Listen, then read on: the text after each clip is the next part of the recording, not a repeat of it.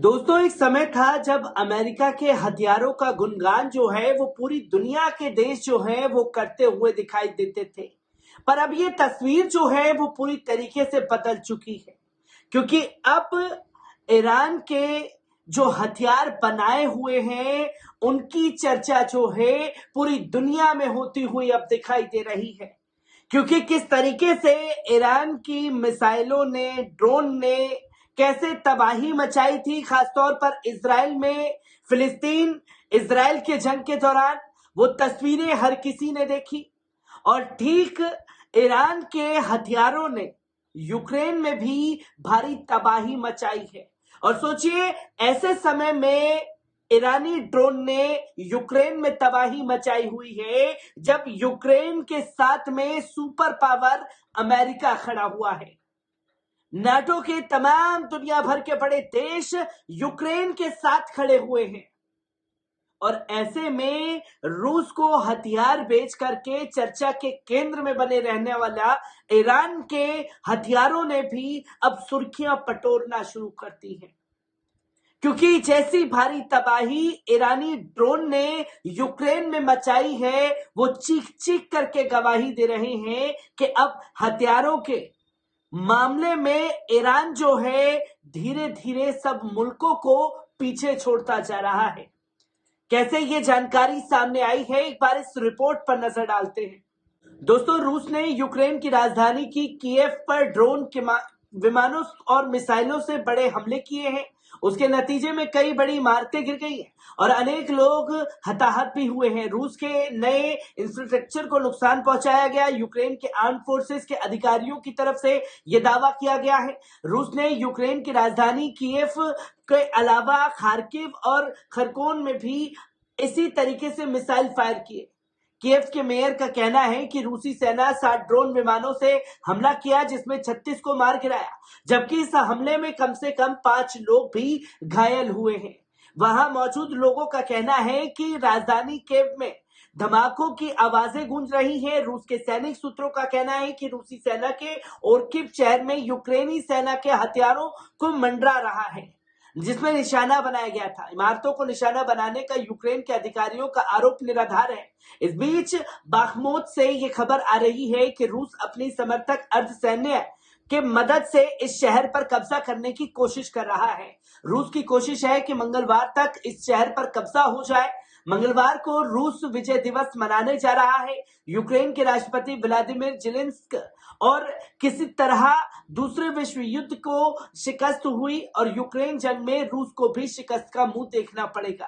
याद रहे कि मॉस्को में क्रेमलिन हाउस पर 2 ड्रोन विमानों से हमला किया गया था, जिसके बाद यह आशंका जताई जा रही थी कि रूस की तरफ से इस हमले के जवाब में भीषण हमला हो सकता है। नए शोध से पता चलता है कि ईरान ने इस हद तक पश्चिम तकनीक पर आधारित एक शक्तिशाली हथियार उद्योग का निर्माण किया है और कैसे उस तकनीक का उपयोग रूस द्वारा यूक्रेनी शहरों के खिलाफ किया जा रहा है। संघर्ष अनुसंधान एक यूके आधारित संगठन जो हथियार में घटकों की जांच करता है, उसने स्थापित किया है कि ईरान द्वारा रूस को बेचे गए शहीद 136 ड्रोन जमीनी तकनीक और आधारित एक इंजन द्वारा संचालित है। लगभग 20 से पहले द्वारा हासिल कर ली जाएगी।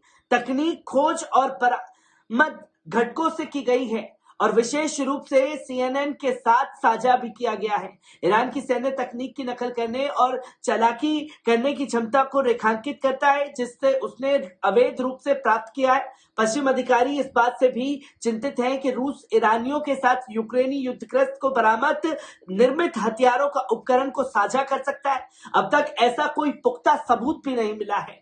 जो हुआ है, हालांकि तेहरान और मॉस्को के बीच संबंध बहुत करीबी हैं। रूस चाहता है कि ईरानी ड्रोन बैलिस्टिक इजराइल रूसी निवेश करना चाहता है। ईरान अधिकारियों के अनुसार पिछले 1 साल में रूस ईरान में सबसे बड़ा विदेशक निवेशक किया गया है और रूसियों के लिए ईरानी ड्रोन बहुत अधिक महंगी मिसाइलों के लिए एक सौदा विकल्प है, जिसमें एक स्टॉक घट रहे हैं। पश्चिम अधिकारियों के अनुसार विशेषज्ञों का मानना है कि शायद 186 उदाहरण के लिए लगभग $20,000 कलीब क्रूज मिसाइल की लागत का एक छोटा अंश है। पिछले अक्टूबर में यूक्रेन की डिफेंस इंटेलिजेंस के प्रमुख ने कहा कि रूस ने विभिन्न प्रकार के लगभग 1700 ईरानी ड्रोन का ऑर्डर दिया था। यूक्रेन शायद 136 को मार गिराने में निपुण साबित हुआ है, लेकिन इससे उसके पहले से ही दुर्लभ बचाव में कमी आ गई है।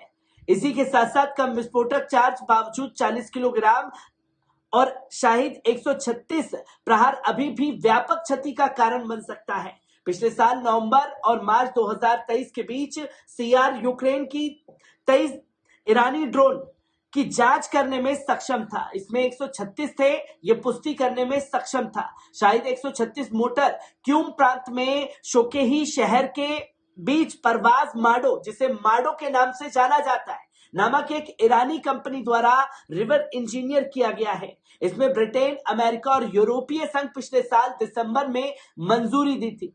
सीआर की शोधकर्ता ने ड्रोन के इंजनों में स्कप, कैप और मेडो को निशान बनाया है।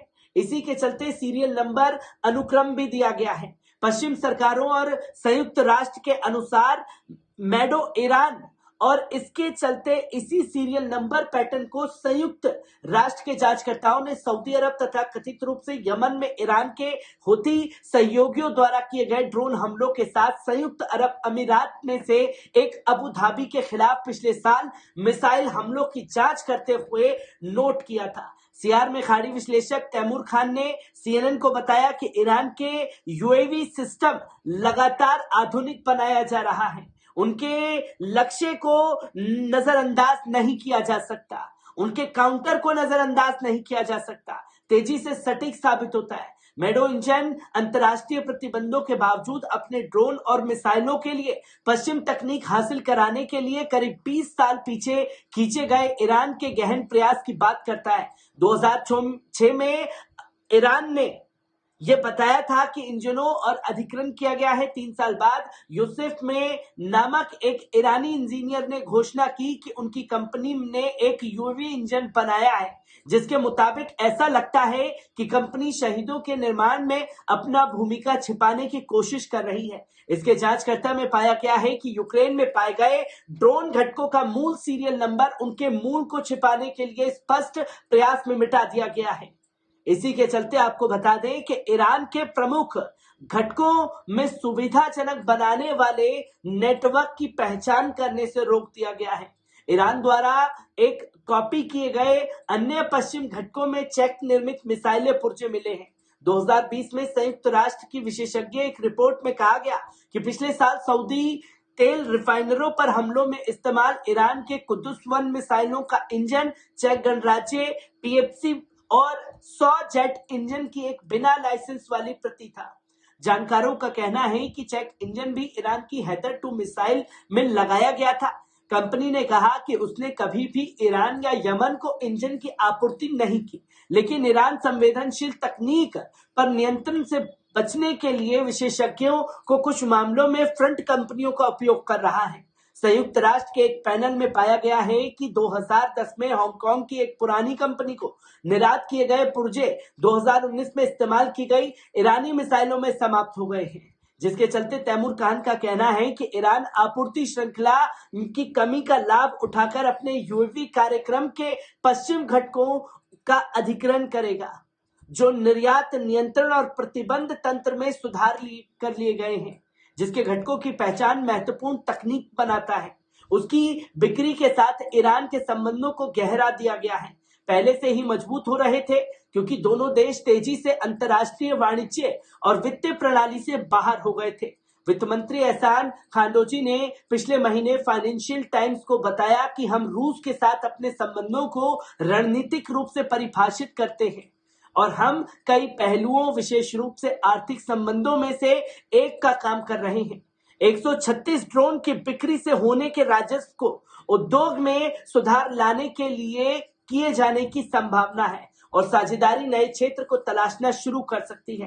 खान का मानना है कि इस तथ्य को देखते हुए कि रूस के मैदान पर पश्चिमी हथियारों पर कब्जा कर रहा है, जैसे जेवलिन, एंटी टैंक मिसाइल, और दोनों देशों के बीच सैन्य सहयोग बढ़ रहा है और ईरान के इस सिद्ध क्षमताएं हासिल की हैं। मुझे लगता है कि ये संभावना है कि इस प्रकार के सिस्टम की बनाने के सहयोग करेंगे। इस बात की भी संभावना है कि रूस अपनी सैन्य ड्रोन क्षमताओं को विकसित करने के लिए ईरान के साथ अपने सहयोग का लाभ भी उठाएगा। लेकिन जब तक ऐसा नहीं होता है तब तक रूस की सेना ईरान से सैकड़ों आर ड्रोन की उत्सुक ग्राहक बनी रहेगी। एक ऐसा राज्य जिन्हें स्वदेशी हथियार उद्योग को बेहतरीन कला बनाने के लिए प्रतिबंधों से बचने का काम किया गया, और ऐसे समय पर ईरान ने अपने बेहतरीन हथियारों को बनाया है जब अमेरिका की तरफ से हर जगह से ईरान के ऊपर बैन लगाए गए थे।